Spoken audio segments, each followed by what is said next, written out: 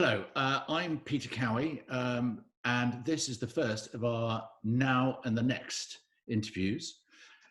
Just a bit about my background. I was a founder of Oyster Catchers and now help people go from good to great.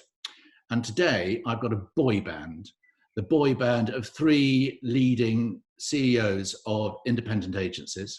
And there are some people I work with, and I've chosen them because I'm very, very excited about their agencies. We have Ollie Bishop, Chief Executive and founder of the TIPi Group, which is a performance marketing agency that many of you listening to this will know. Voted Agency of the Year last year and going a gangbuster. We have Gareth Mercer from Pablo, started his career with the Leicester Tigers and has now set up probably one of the sexiest independent agencies, creative agencies in London. And we have Kevin Brown. Kevin is a media guru who learned his trade at BBH and has created the new innovative media agency, creating really exciting media partnerships called Electric Blue with his other partners and the legendary John Hegarty. So here we are, and we're living in our various vicarious worlds. And I just want to start, I want to make this positive, chaps, and I want to go around and just ask, what are the best bits that have happened? Because we're all living in grim times at the moment, but there are some good things that have come out of this. Enough people talking about the bad things. So Kev, as I can see you there on my screen, first of all, what are some of the good things that have come out for you personally and in your business? Well, I think personally, we're probably all very happy to be at home with our loved ones and enjoying the flexibility of being able to work in a very different way. So I think that's obviously a great thing for everybody. From a media point of view, one of the great things, of course, that's happening is media consumption has never been at an all-time high. And because of the constraints, demand for media has never been at an all-time low. So actually, the cost of media for clients in this moment in time is hugely advantageous. And I think, therefore, the things that I'm seeing and some of the things we've been involved in that I find very exciting is it's in those kind of moments you sense the good marketeers particularly jump on those opportunities. And I have actually, even though it's sometimes quite difficult, I've quite enjoyed the medium of Zoom or Hangouts, whatever, as ways of getting things done really quickly and going from ideation through to production of an idea through to implementation, which very often in the real world that can take a hell of a long time. But what I've enjoyed is the speed of sorting problems, reacting to them, getting into the marketplace and doing some good things. Thank you. Going to Gareth next. Gareth Mercer. I think I'd echo a lot of that. I suppose speed, pulling back the way that we have lots of different people involved in conversations and paring that back to small groups of people that can make effective change. I think weirdly the space has created great sense of communities. We've seen agencies from all sorts of different disciplines collaborating together, which you don't normally see, coming up with ideas proactively for our clients. And in many ways, kind of recognizing that the distance has actually made us value our relationships with the people that we work with internally more and more on a daily basis. And also the thinking time that we've seen, creativity being able to kind of really flare up in good concentrated pockets of time. So all of those things I think have been really good pluses for organizations of ourselves and creative communities. I think beyond that, in terms of brand behavior, one of the things that I find massively encouraging, we've just written a paper about what's changed and what hasn't. And I suppose everything's changed and nothing's changed. And by everything's changed, I think the landscape and everything around us is obviously very different. But what we're seeing is brands really lean into, how do I make a real difference? What is the value I create for my customers and for the people that I work with? And what's really healthy is that brands are really leaning into that and creating communications and building a culture around that.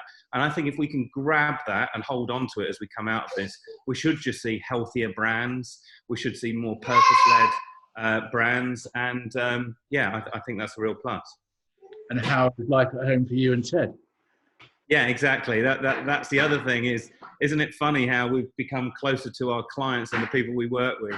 We're in each other's houses, meeting each other's children, and we don't really mind if they're screaming and shouting in the background. So that's also an interesting dynamic. Ollie, coming on to you, within your performance marketing world and also with young children around you, what are the best bits that have been happening to you? For me, again, the guys, what they've said is absolutely right. But for me personally, spending time with the family, the kids has been fantastic. We're very lucky to have a garden. And we've got to know our neighbours really well, which is nice. And just life has taken a change in some ways for the better. I would also say in the performance world, for us as an independent agency, our culture is really important. And it's really nice to see just how well everyone from the company is pulling together. We're on Zoom a lot with each other, still having a lot of fun in a different way. And a lot of the team and some of the juniors have taken things upon themselves to make sure that continues, which is really good to see. But I think, the guys have already touched on the collaboration side. We've been talking to Pablo, talking to Electric Glue, a lot about things of what we could be doing. And also through Zoom, spending a lot more time face-to-face with our clients. And I think that's really important. I don't think we'll necessarily go back to so much email or phone calls. I think that the face-to-face will brings a better working relationship with your client. There's more empathy there, which I think works really well. And lastly, from our perspective, innovation, we've done some really good stuff in the last couple of months on voice, through Alexa skills. And I've been really, really impressed in terms of how we've shifted our focus. When being in performance, we still have a lot of clients that are continuing as normal, but I'd say about 50% of our clients have been affected. I'm really pleased that we've been able to help them, but focusing on new areas, which have worked really well. Thank you. And Kev, I don't want this to be ridiculously optimistic and happy, clappy. We're all facing challenges. What are the challenges that you sort of didn't foresee coming that surprised you? Well, I think it's kind of interesting because the challenges vary by different clients. Clearly there are some who've seen their market disappear overnight. There are some who are actually seeing opportunity. So if you're in the e-com, retail or food or entertainment or gaming, they're actually seeing huge opportunity. And then there's a lot of clients kind of in between both. And I think what's challenging is the uncertainty. It's kind of, as the days go by, for some clients, the pain gets deeper and harder. And when you can see exactly when you think the light is at the end of the tunnel, that's kind of a real challenge. We've kind of gone through a phase where we kind of helped clients through bits. One was, the immediate thing was they had to unglue from their existing commitments because they had to change quickly. We've done things in the interim where they're trying to react and take advantage of the opportunity in the short term. But I think what we're trying to encourage now is, real planning for what the upturn, because it will happen. Real planning for what's the best way to take, to play that game really well. Because I think if you can get that bit of the equation right, then that can be very opportunistic. But if you get that wrong, I think that could harden the pain for a lot of brands. Thank you. Gareth, what are the challenges that you've been facing and your clients have been facing that you didn't least expected? I think the biggest challenge is, most people have been able to adapt quickly to whether their product is something that is high in demand or not, depending on its kind of take-home nature and consumable nature and all of that kind of stuff. I think the real challenge here is sustained business confidence. I don't think any of the people that we talk to in terms of consumers and people that we sell our products and services to want to see any kind of recession or big financial collapse. And I think the real kind of effort for marketeers is actually how you build the confidence within your business, the unity within your business, to drive the health of your organization. I think that's the biggest challenge, is communicating and unifying people around that for many reasons, for very practical ones, such as everybody's focused on the same thing and has an opinion and is pulling it apart slightly, and also because there's never been a bigger challenge in terms of when did you ever have your whole organisation sat at home and potentially for a phased approach returning to work and in quite a big swift kind of movement. So I think, yeah, it all comes down to making decisions swiftly, backing them, and then really pulling an organisation behind that. So I'd say business confidence is the biggest challenge. Thank you. Ollie, challenges. I know, yours is very fast moving business online, and people having to change and alter what they're doing on a day-to-day basis. But what are the challenges that you least expected to see from your clients or from your own business? No, I don't think it's any surprise. I think it's the nature of the epidemic is the biggest challenge right now. It's not like any other recession that we've seen before, where effectively within a month or two, you know which clients are going to survive or not, and you start again. As the guys have said, it's the uncertainty of going forward. But I was, particularly pleased in terms of the government, in terms of helping business, what they've done. It enabled people to take a quick decision at the early stages. So we've furloughed a number of staff. We reduced our salaries to 80%. Again, the team were fantastic on that front. Obviously, it's a lot more difficult in terms of the loans. We can't apply for any grants. But it's the longevity, and we don't know where this is going to go. And I think, as Kev touched on, it's finding out when the time is to go back and invest again. We're very much keeping on top of all the data we can to see if there are any green shoots or things are changing. We still, we are seeing some upturns, but it's too early to say. And again, we've got some clients that are insurance and other areas, everything's as normal. But then you have people, whether it's travel insurance or in travel, or in the hospitality, the restaurant business, that have gone from 100% to zero. And sometimes you can't even talk to those individuals because obviously the marketing director, whoever, might have been furloughed. So, it is a very challenging time. I think that, the positives are that there is going to be innovation. I do love the creative work that's come out, even from individuals in the street that have resonated. I think it's fantastic. And maybe in the future less will be more, but I think that the power of creative and the power of good work will win out on the back of this. And I think that there will be opportunities for good clients to work with good agencies to produce really good work. Yeah, thank you. And on that of looking for creativity and innovation, I'd like to just ask all three of you from your different lenses of work that either that you've seen that brands have been doing, or also work that you might have been doing that you can talk to us about. So Kev, from a media perspective or media innovation perspective, or from any perspective, what stuff have you seen that you go, that was really, really clever and opportunistic? Yeah, sometimes I like the simple responses because they were quick and easy. So when you saw Heinz, who sponsored the weather on ITV, simply changed the red background to a blue NHS background. That just showed empathy with the situation in a very simple but compelling way. It was interesting. We saw that cut. I know you've probably seen it going around online, around the language of a lot of the responses of commercials were using the same language and the same mood and the same tone and the same music. Yeah, and one of the big things is differentiation. There was a great piece of work doing the rounds from a creative guy called Nick Bell, which was a message around stay at home. And it was to me, that was a creative response to telling people to stay at home, as opposed to, I suppose, a lot of the governmental stuff has been informational led. Of course, the power of communications is to connect people through their hearts, not just through their heads.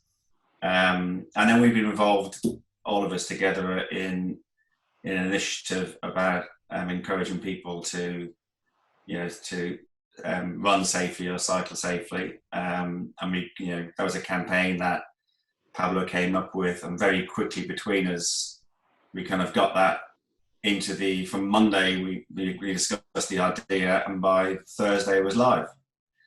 But I think, I like to pick up, I think the Ollie thing is kind of interesting, that point Ollie made, which is, one of the great things John Hegarty often says is, an idea will solve any problem.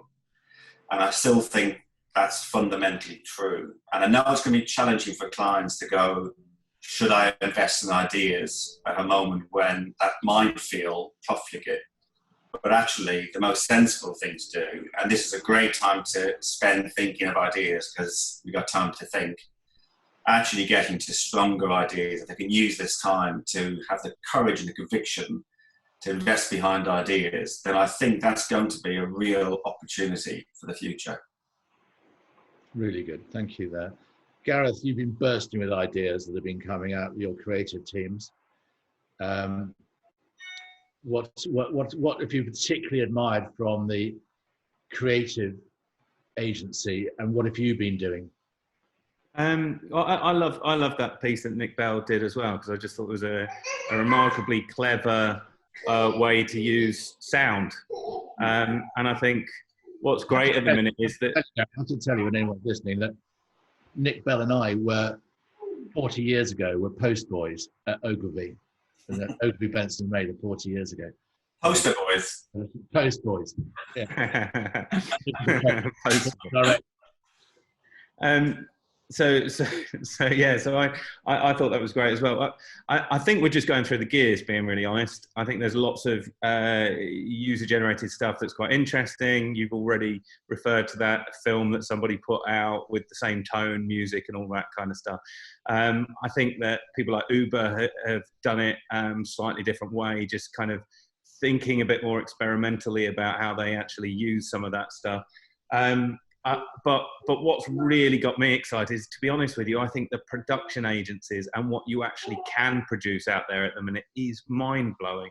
The thing that's made me so excited in a very difficult time, clearly, is what you can actually make. And the first thing we did was kind of look globally for actually how can you produce stuff. There's a kind of a wave going across different countries of where you can make stuff, when you can't, what's interesting, what you can blend with each other. And I think my prediction is that we will see, there's a lot of stuff just going into production now, I would guess, and certainly we're seeing it at Pablo, that just is next level. It's just really interesting.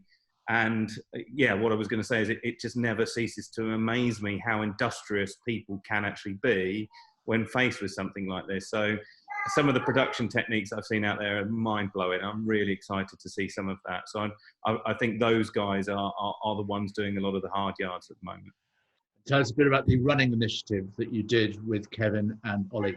It was part of three creatives, Natalie Gordon, Amy and Jacob, when on the eve of the announcement to stay at home, did a stay at home campaign. And we kind of turned that into a let's help each other out campaign. So the next wave of that was, people are running right up behind people, panting all over them. And we found out that the government were actually very shortly going to revoke our opportunity to go out and exercise. And that's something that we all feel is quite an important thing right now for mental health and just for our general well-being. And just for the sheer force of running being everybody's second sport becomes their primary sport, because there's not many other things that you can do. And we wanted to find a way that people could do that safely and therefore keep that in place. So yeah, we're working with Kev, who managed to get partners like Sky on board, working with Ollie and the team there, that have really made this work socially and digitally. And we've created some outdoor advertising tactically placed around parks, and also TV that's live on Sky News and Sky Sports at the moment, which is It's really simple, but I think just the power of getting stuff out, timing, and in a way that feels different to anything else. And Ollie, your team got behind this in a new emerging area for TIPi Group in the whole social side of it. Tell us what happened there. Yeah, I think one of my co-founders, Charlotte Koski, she did a great job working with Gareth. I mean, what was really interesting for us, because we obviously normally quite far away sometimes from the creative bringing together of a campaign, it was just so great to work with Pablo and so closely and see how quickly they could produce some really, really good quality assets. And then we were going back to them saying, look, can we have this for Instagram? Can we have this for Twitter? Can we have this for whatever platform? And it was really nimble and it was great and we could do it quickly. And it was really wonderful to see the public pick it up. And, you know, the people that we had, you know, who was it? It was Colin Jackson, it was Sally Gunnell, it was loads of different brands picking up and sharing it. And it was the speed that it really went round, which happens a lot of the time. But when it's something that's organic and it's not paid for by a client, actually the speed that it goes it was fantastic. And you could really measure the campaign. We had millions of people see the campaign, which was fantastic. So no, I was really pleased to be involved. And what are the initiatives that you've been seeing or that you've been doing within the performance marketing space? I think, you know, there's been lots of fast change that's been really impressive in the digital world. The bigger players of whether they're supporting the NHS and different charities or, you know, changing their business models. But really for us, the innovation here is the forced upon change for us as a business. I think that we're really going to, you know, embrace moving forward. As I said, we're definitely going to talk to people about doing a day or two from home going forward. We'll need less office space. I reckon that the pollution will reduce a bit over time because we won't see our clients face to face probably as much. And we feel that fundamentally we need to, you know, invest in other areas to make the business tick better and on computers and home working and looking at people, you know, effectively their setups at home now rather than in the office. So that's just a few areas. I think that, you know, there'll be a lot of positives on the back of this. One of the positives I've noticed is the joy of watching the three of you and your agencies get closer together because it is easier to talk. And I know the three of you have started to talk every evening at around 6 o'clock and just share things, which is terrific.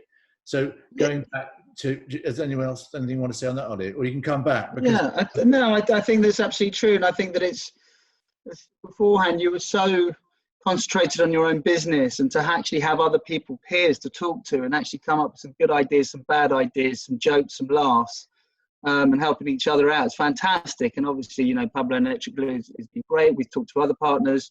And we've got some ideas in the pipeline for the future that we can't obviously talk about now, that hopefully things will come out in the next 6 months to a year. We won't be the only people. Yeah, I think that's right. Just kind of picking up on your point, and I think what we've learned, or certainly what I've learned through that experience of working with Kev and Ollie, is that quickly the conversation turns to what is possible and rather than what's not. And I think the great thing about creative people is they can't fucking help but make stuff, can they? They cannot help but try and find ways to come up with answers and try and move forward. And what's great about the unity of this group and others that you see emerging like it is that it's really good fun, it's really industrious, and you start to find out who are the people that can do and can't help but get out there and do stuff from others that are trying to weather the storm. I think we're all the kind of guys that go, fuck it, it's not going anywhere, so let's run at it. And our job really is to help brands and people move forward. So from that point of view, if you take away the sadness of all of the horrible things that are going on in the world at the minute and you focus on that, you know, that's still a very exciting part of the job.